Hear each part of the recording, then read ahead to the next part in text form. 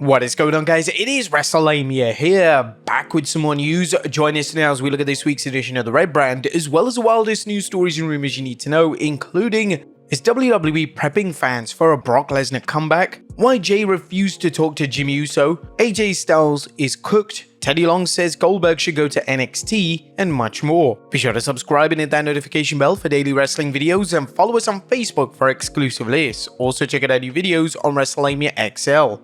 As always, we won't recap the show, but just look at the good, the bad, and the downright ugly. As always, we start off with the good as number 1, more build for Crown Jewel. The WWE isn't wasting time hyping Crown Jewel's 2 champion versus champion matches, and given how much dough the WWE is getting from Saudi Arabia for the show, it's likely they've been strongly encouraged to provide a big build. The WWE varied things up by giving Cody and Gunther an in-ring war of words, while the WWE used Liv Morgan and Raquel Rodriguez's surprise appearance to hype Morgan versus Nia Jax. Number 2, good use of SmackDown crossovers. Last night's appearances from SmackDown superstars Tiffany Stratton, Nia Jax, and Cody Rhodes added much to last night's Raw without taking too much time away from the Red Brand's regular stars. The unlikely pairing of Tiffany Stratton and Rhea Ripley, along with an appearance by Nia Jax, shook the show up, as did the segment between Cody and Gunther. Number 3, Gunther, good luck to me. But does Gunther need a mouthpiece? At one point it looked like his apparent lack of promo skills was hindering his push as an elite level superstar, but that seems to have changed since he won the world title, with Gunther showing a talent for backhanded compliments that hit like an iron fist in a velvet glove. Last night was no different, as Gunther expressed his respect for Cody, then followed up with a scathing critique of the American Nightmare. I mean, it shows Gunther's positivity, as all he could say about Cody Rhodes is that there's nothing negative to say. But there was a lot of truth to what Gunther said about Cody when he said a person who is everyone's friend is a real friend to no one, then lambasted Cody for his problems with Kevin Owens. Gunther demanded Cody to bring his best version of Crown Jewel, then shook Rhodes' hand with one last shot as he said, good luck to me. Gunther's schmucky comments are just what is needed to round out his act, and he has everything he needs to jump to becoming a megastar. Number 4, Xavier in no rush to confront Breakker.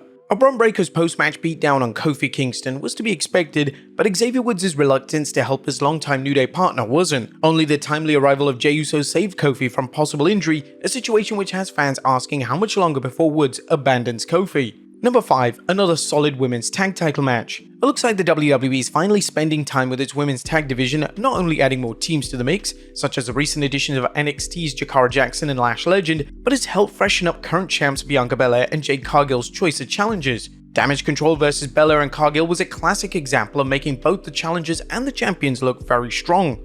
Damage Control might have won, but Jackson and Legend's distraction was enough to ensure that the champions prevailed, setting things up for both a rematch between the two teams and a future match between Damage Control and the NXT team. Number 6, Miz and Final Testament intrigue. Last night's Miz vs R-Truth match was another case of about being nothing more than a storytelling tool for something much bigger. While Truth fans will always enjoy seeing him in the ring and scoring a win as he did last night, this one was about Karrion Kross's creeping corruption of The Miz as the A-lister joined the Final Testament in a post-match attack on Truth, hinting that he'll soon join the group. Number 7, fun main event. Rhea Ripley and Tiffany Stratton may be the WWE's oddest pairing since Dude Love and Stone Cold Steve Austin. Nonetheless, it helped further Rhea's war with Liv Morgan and Raquel Rodriguez. It teased Tiffany's babyface turn, and it definitely hyped Liv Morgan versus Nia Jax. And painting a picture. Did the WWE use optics to contrast the stark differences between Ripley and Tiffany Stratton? Watching the two unlikely partners stand next to each other with Rhea adorned in dark colors and Tiffany in bright colors gave anyone watching an immediate impression of how the two superstars conflicted with each other, kinda like Barbieheimer. Coincidence, or has the WWE elevated its use of visuals even further to enhance its storytelling? What do you guys think? Let us know in the comments. But that was a good. What about the bad? Is number 1, sad to see Alpha Academy jobbing Otis. He deserves better.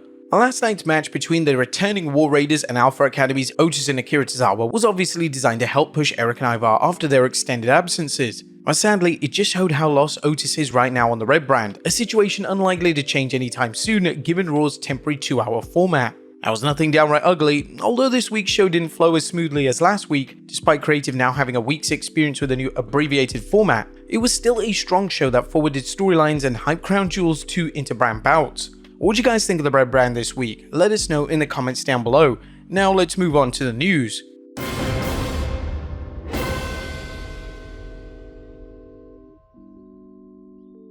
Now our first story looks at, is WWE prepping fans for Brock Lesnar comeback? At top of today's news, is Brock Lesnar returning to WWE? Lesnar, who's been absent from the WWE since he was indirectly mentioned in Janelle Grant's lawsuit allegations against McMahon, Laurinaitis, and WWE, might be coming back if speculation proves true. While Lesnar is not named in the lawsuit, a mention of a former UFC champion in the lawsuit apparently led to putting the Beast Incarnate on ice. But that may be changing, as the WWE mentioned Brock's nickname twice without specifically mentioning him. During his discussion with Raw General Manager Adam Pearce, Seth Rollins asked for a match with Bronson Reed, reminding Pearce that he's slain beasts and conquered kings. Cody Rhodes even referenced Lesnar during his exchange with Gunther, as the American Nightmare told Gunther that while the ring general has transformed into a beast, he's already conquered beasts, a potential reference to Cody's 2023 trilogy against Brock Lesnar. The WWE rarely puts anything on TV unless he has a payoff down the road. The WWE Universe has seen too many examples of the most subtle of clues turning into major storylines down the road, and Raw's 2 mentions of a beast have fans believing it's no coincidence. The only question now is when he'll return. Next up, why Jay refused to talk to Jimmy. Why did Jey Uso turn down Jimmy Uso's request to talk with him on last night's Raw? The current Intercontinental Champion made it clear to Jimmy he has no interest in talking, but as we're about to explore, this could be the setup for an explosive angle playing out at Survivor Series. Jey Uso has many reasons not to talk to Jimmy, including Jimmy betraying him during main event Jay's Undisputed Championship match last year, not to mention Jimmy making Jay's life miserable after Jay left SmackDown for Raw. Nonetheless, like other fans believe, it's inevitable that the bloodline will reunite. Jay has hinted at this in interviews, but like anything in wrestling, it's rare that promoters don't keep fans guessing how things will play out. This will be no different, and it wouldn't surprise us if Jay waits until Survivor Series War Games to help Roman and Jimmy in what is expected to be a Bloodline vs Bloodline War Games match. Next up, big things ahead for Joe Hendry. Will 2025 be the year Joe Hendry reaches the top of the mountain? A recent tweet from Hendry along with a report from Fightful Select has led to rumblings that Joe's career is ready to skyrocket. When a fan tweeted that Joe Hendry has become irrelevant, Hendry fired back that the fan's tweet won't age well in the next 4 months. Naturally, Hendry fans wondered whether Joe knows something that they don't. Hendry is a featured player on both NXT and TNA television. He's seen his fanbase grow as he's been placed in several high-profile matches. Rumor has it that Joe might even appear at the 2025 Royal Rumble, and while he's not expected to win, Fightful Select reports that 2025 is shaping up nicely for Hendry as he's taking on Nick Nemeth in a TNA World title match that numerous people in the company have pushed for him to win. The Fightful report added, those we've spoken to in TNA say that Hendry looks to be a focal point in their show in 2025, despite the buzz and attention going towards Hendry and the Royal Rumble today. TNA sources also claim that Hendry's contract with the company runs at least until late 2025. What do you guys think of Joe Hendry? Do you think there are big things coming his way? Let us know in the comments down below. Next up, AJ Styles is cooked. Now, some fans are still in doubt whether AJ was hurt during his SmackDown bout against Carmelo Hayes, but the Phenomenal One is making it clear he is really hurt. Styles responded to a fan who questioned the injury's validity. It's called a Liz Frank injury. Look it up, it sucks. I thought when I took off my boot, I would have a bone sticking out of my foot. AJ also put things in simple terms after a fan pointed out how serious Liz Frank injuries are, giving examples of how NFL players' seasons have been ended by similar injuries. Bingo, as the kids say, I'm cooked. No current word on recovery time, but we're sending AJ the best for a fast and full recovery. Next up, Teddy Long says Goldberg should go to NXT. Now, is Goldberg going to face Gunther following their heated confrontation at Bad Blood? Well, that remains to be seen, but Hall of Famer Teddy Long believes that WWE should send Goldberg to NXT before he returns to the ring after a lengthy absence. Long spoke with Sportskeeter's WrestleBinge, suggesting if they want to do something with him and Gunther, then let him go to NXT. Let him stay down there 2 or 3 weeks, get the rust off him, work with Shawn and some of those guys down there that know what they're doing, you know what I mean, and get it right. Long talked about how this could help prevent a disaster like Goldberg's 2019 Showdown match against The Undertaker, where both superstars nearly ended each other's careers by bungling their respective finishers. Last but not least, 2 legends retiring in the same week. Now, many things are predetermined in wrestling, which is why fans take notice when something big happens by coincidence,